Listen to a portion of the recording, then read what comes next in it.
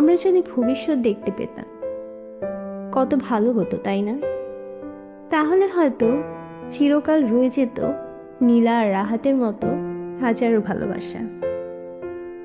আজকে আমি আপনাদের মাঝে নিয়ে এসেছি নীলা আর রাহাতের অপূর্ণ ভালোবাসার গল্প, চিরন্তন অপেক্ষা।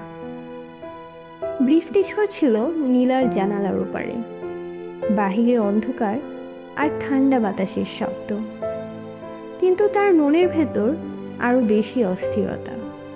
তার ফোনের স্ক্রিনে একটা নাম ঝলঝল করছিল, রাহাত। 5 বছর ধরে এই নামটা ছিল তার জীবনের একটা বিশাল অংশ, কিন্তু আজ সব শেষ হয়ে যাচ্ছে।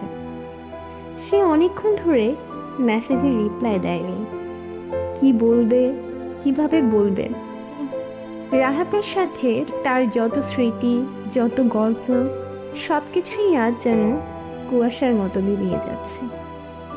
নীলা আর রাহাতের সম্পর্কটা ছিল ঠিক স্বপ্নের মতো। প্রথম দেখা, প্রথম কথা, প্রথম স্পর্শ, সব কিছু ছিল নিখুঁত, কিন্তু জীবন সবসময় নিখুঁত হয় না। পরিবার, সমাজ, বাস্তবতা সব কিছুই তাদের দূরে সরিয়ে দিল।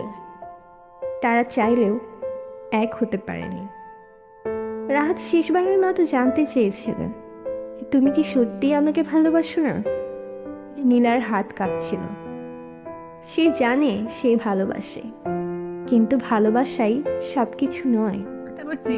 অনেক সময় ভালোবাসেও দূরে থাকতে হয়। সে ধীরে ধীরে একটা মেসেজ টাইপ করল, রাহাত, ভালোবাসা সবসময় পাওয়া যায় না। কিছু ভালোবাসা কেবল অনুভবের জন্যই থাকে, অপূর্ণ কিন্তু চিরন্তন।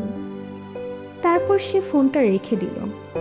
বাহিরে বৃষ্টি থেমে গেছে, কিন্তু তার চোখের ভেতর এখনো ঝড় বয়ে যাচ্ছে।